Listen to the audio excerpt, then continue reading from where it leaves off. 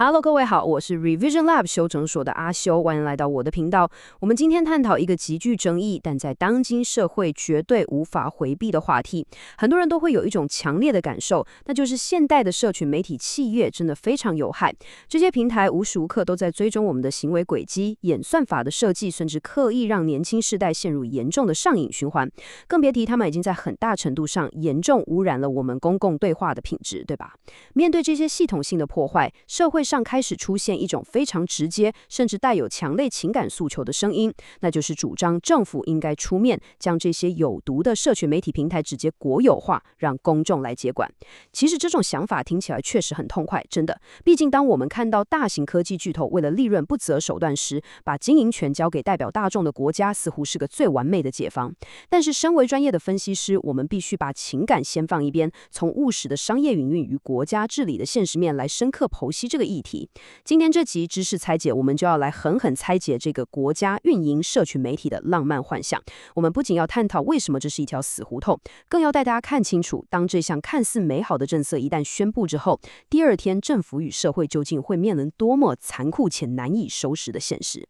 为了让大家能有系统地掌握这个复杂的议题，今天的知识拆解会明确分为5个核心阶段来进行。第一，我们会先戳破国营社群媒体的根本幻想。第二，回顾历史上产业国有化带给我们的惨痛教训。第三，深入探讨在数位时代定义社群媒体的实务困难。第四，剖析国家若接管平台，在内容审查上会引发什么样的营运灾难。最后第5点，我们不会只谈问题，我会为大家提出真正能治本的核心解方，也就是法规创新。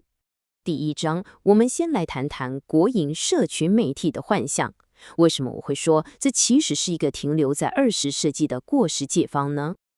重点来了，我们在讨论这个问题的开头，绝对必须先承认一个客观事实：大型科技公司对社会造成的破坏是真实存在的，这些破坏也已经深刻影响了我们的社会结构与民主基石。但是，我们必须冷静且有逻辑地思考一个问题：把一个高度复杂的数位产业收归公有，真的是解决现代数位问题的正确答案吗？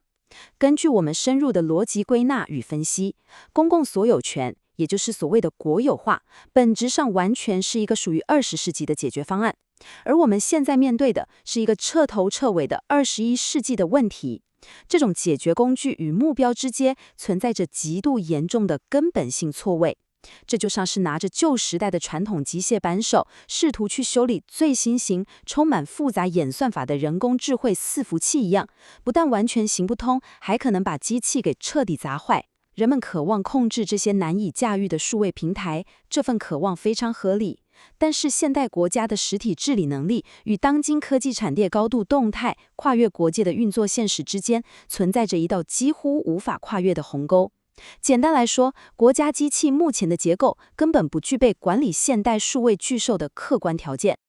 我们接着进入第2章，国有化的历史教训。为什么基础设施的思维会成为一个巨大的陷阱？接下来这点超级重要，要验证前面的逻辑，我们必须透过历史的相似案例对比来印证这个论点。让我们把时间轴拉回过去，仔细检视国家所有权在什么样的环境下曾经成功过，又在什么样的情况下面临过毁灭性的失败。历史的发展模式非常清楚地告诉我们，国家接管对于那些静态的、变化极度缓慢的实体资源，或许是一套行得通的办法。但是，一旦碰上动态且快速变迁的技术领域，国家庞大且僵化的官僚机器，其缓慢的反应速度，往往会导致彻底的灾难。我们来详细梳理一下第2次世界大战之后的历史脉络。在40年代到50年代期间，英国和法国确实成功地将煤矿和电力等自然独占产业进行了国有化。这些产业的特征非常单一，就是把地下的资源挖出来，或者把电力发送出去。然而到了60年代，情况开始变得复杂了。当时的英国交通委员会试图以同样的逻辑去管理国有化的综合运输系统，但是铁路、公路和水路运输之间的商业竞争实在太过复杂，技术与运输载具的变化速度太快，这个国有化的尝试最终宣告彻底失败。接着，我们看到70年代到80年代一个更经典的案例。当时的法国政府为了打造有法国本土特色的国家级大型电脑原型机，坚持采取封闭的国有化策略。他们拒绝引进外国更先进的关键零组件，也限制与国际顶尖研究人员的深度交流。法国政府甚至对那些愿意配合的私人企业施加了极度繁重的财务与行政限制。最后的结果是什么？法国彻底输掉了那场全球的运算科技竞赛，平白浪费了高达数十亿的公共投资，换来的却是一堆被时代淘汰的废铁。我们继续聊下去。前面这些历史惨案的背后，其实隐藏着一个非常冷酷且务实的商业逻辑。一个国家如果想要成功的将某个特定的产业国有化，这个政府必须具备2个绝对的客观前提条件。第一，政府必须能够非常明确地定义这个产业的边界在哪里。第二，政府必须能够完全掌握并控制这个产业的关键投入与产出。我们回头看20世纪那些成功的独占产业，例如煤矿和电力，它们具备极度清晰的投入与产出结构，产出的东西是具体的能源。然而21世纪的科技产业截然不同，现代科技产业的变动速度是以天甚至以小时为单位在计算的，其内部包含了无数复杂的动态元件和演算法模型。更重要的是，这个产业链早就已经彻底全球化了，国家这种以实体疆界为基础的组织根本无法精准掌握这些无形的数位变数。这就顺理成章地来到了我们的第3章，定义社群媒体的困难，也就是所谓的产业边界问题。既然我们已经知道明确定义产业的边界是执行国有化的第一大前提，那么当我们试图在法律与实务上将社群媒体国有化时，政府立刻就会面临一个几乎不可能达成的前置任务。我们根本无法清楚界定整个数位社交网络到底从哪里开始，又在哪里结束。我想在这里请问大家一个非常核心的逻辑问题：在当今这个高度数位化与数据化的时代里，究竟什么样的企业才真正符合一件社群媒体公司的资格？这是一个极度困难的灵魂拷问。我们现在所处的是一个被称为数据萃取的时代，在这个时代里，几乎所有依赖萃取用户行为，并且将这些社会数据变现的数位科技公司，在某种本质程度上，其实都扮演着社群媒体的角色。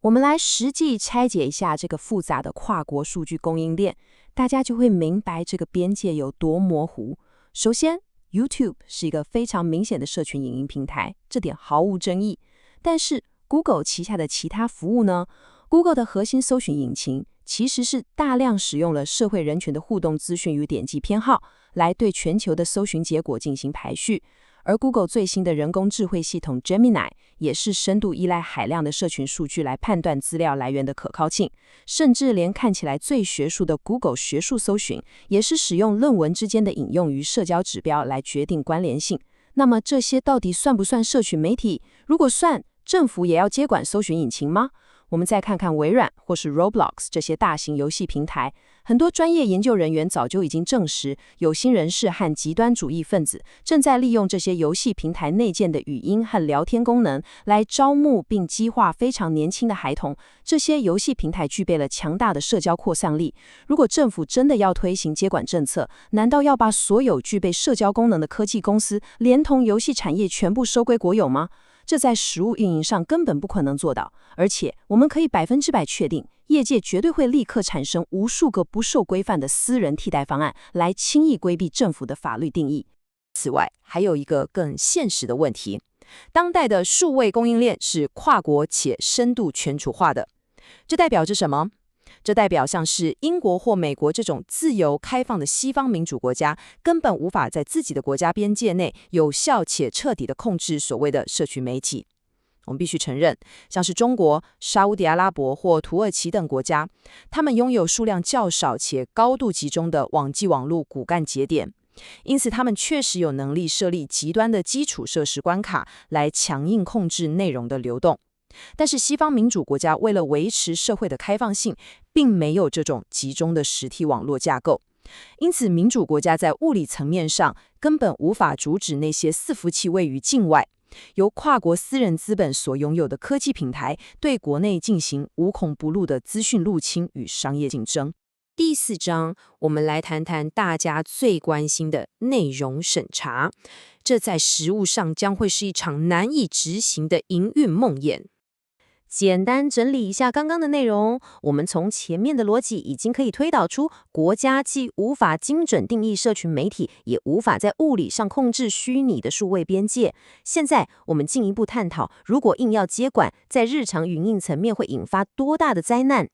如果政府真的接管了这些庞大的平台，那么平台上的内容审查将会变成一场彻头彻尾的营运梦魇。这将直接导致一个非常可怕，甚至带有集权色彩的现实。民主政府将直接控制公民的数据轨迹与日常言论。在一个致力于保障言论自由的民主社会当中，政府绝对不应该承担起收集所有人社群媒体使用数据的责任。更危险的是，绝对不应该有国家机器来单独决定哪些民众的言论可以被允许曝光，哪些言论必须被强制封锁。这是一个极度严重的利益冲突，因为民主政府的体制设计本来就有义务去容忍一定数量的合法但糟糕的言论。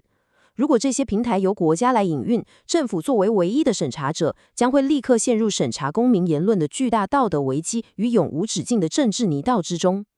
我们再把视角切换到机械运作的角度，来分析内容审查必然面临的系统性失败。很多人以为引进人工智能就能解决审查问题。确实，自动化审查系统可以处理海量的资讯，但它绝对不是完美的万灵丹。实务上，这些系统经常难以辨识人类刻意发明的暗号化语言和具有隐喻的图像。更糟糕的是，机器学习的本质会让这些自动化系统直接复制，甚至进一步放大社会中寄存的文化与结构性偏见。不仅如此，这些系统在处理软体开发者不熟悉的非主流语言和次文化时，表现可以说是惨不忍睹。假设今天政府真的成立了一个号称独立的公共委员会来管理全台湾的社群媒体内容，这个委员会在名义上必须保持绝对的客观公平，但现实情况会是，无论他们怎么做，这个公共机构都将永无止境地陷入被各方政治势力指控有政治偏见的巨大漩涡之中。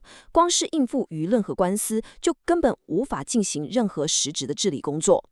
讲到这里，我要带出一个极度讽刺的国家能力现实。大家可以思考一下，如果政府真的要承担起如此庞大、全球规模的数据伺服器维护与内容审查营运工作，政府势必要大幅扩张国家财政预算，增加无数的公务员编制，并在极短时间内建立起世界级的公共数位能力。但在现实的官僚体制下，实际上会发生什么事呢？我们摊开过去10年的数据来看，许多先进国家的政府早就因为自身技术能力的不足，已经将国民健康数据和国家安全情报的数据分析业务全数外包给了美国的顶尖科技巨头，例如 Google、甲骨文以及国防数据公司帕兰泰尔等。也就是说，政府连现有的数据都处理不来了。因此，如果今天强行将社群媒体国有化，政府最终绝对会发现自己根本缺乏营运这种跨国平台的技术能力。那么，最关键的核心营运工作，极大的几率又会被重新外包给那几家我们原本想要对付的私营科技供应商。这意味着什么？这意味着这场轰轰烈烈的国有化运动绕了一大圈，浪费了无数纳税人的钱之后，最终又回到了私有化的起点，并且100%复制了我们现在所看到的每一项问题。这就是为什么我说这是一个不切实际的幻想。第5章也是今天的压轴，既然接管不是办法，那我们到底该怎么办？核心解方就在于法规创新。改变商业模式才是真正的关键。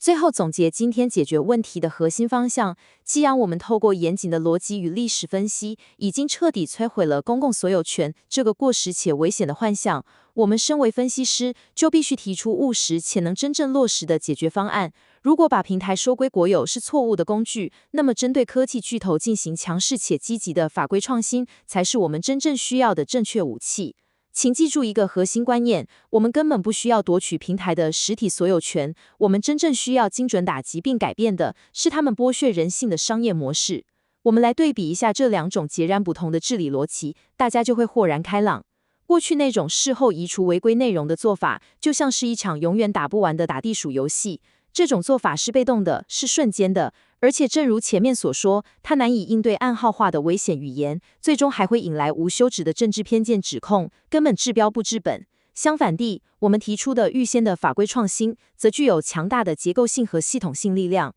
法规可以怎么做？政府可以透过立法，精准打击社群媒体那套获利极高但极度有害的行为目标式广告商业模式。政府可以依法终止他们利用演算法进行恶意的互动率最佳化，甚至可以强制规定所有的动态消息必须让使用者有权利选择按照时间顺序排列，并只彻底禁止那些被心理学家证实会让人产生依赖的上瘾设计机制。这才是真正的釜底修薪。而且，要实行这种深度的法规创新，政府完全不需要从零开始摸索。在现代治理经验中，我们早就有很多现成且运作良好的监管框架可以借鉴并应用，例如传统银行业和制药业的重度监管模式。我们具体可以分为3个步骤来执行。第一步，我们知道金融监管机构拥有广泛的权利，可以要求银行根据风险高低来调整其资本和流动性比率，以防范金融危机。我们同样可以透过立法，授权数位监管机构去要求科技巨头调整其风险准备金。如果你的演算法推播高风险内容，你的公司就必须被强制扣留更高比例的营运资金。这招可以直接打击科技巨头的经脉。第二步，就像制药业在推出新药前必须做严格的临床试验一样，政府可以强制要求科技公司在推出新功能或新演算法之前，必须进行预防性的威胁键模型，并提前提出具体可行的风险缓解措施。第三步，就像对待具有系统重要性的跨国大银行一样，政府可以对这些掌控庞大数据的大型科技平台实施每周7天、每天24小时的高强度持续监控与现场监督。大家看，这些现有的成熟法律框架，正好提供了我们用来约束那些傲慢的科技亿万富翁所需的最精准也最致命的政策工具。总结一下今天的重点。社群媒体带来的破坏确实需要强而有力的公共治理，但将其国有化只会陷入历史的基础设施陷阱与言论审查的灾难。真正的解方在于法规创新，透过借鉴金融与制药业的监管模型，我们能够从商业模式的根源去限制科技巨头，而不是盲目接管他们无法被定义的平台。今天的内容就到这边，如果你觉得这一集有帮助，记得马上点赞、加订阅、加开启小铃铛。我们正在冲订阅，需要你的支持。我是阿修，我们下次见，拜拜。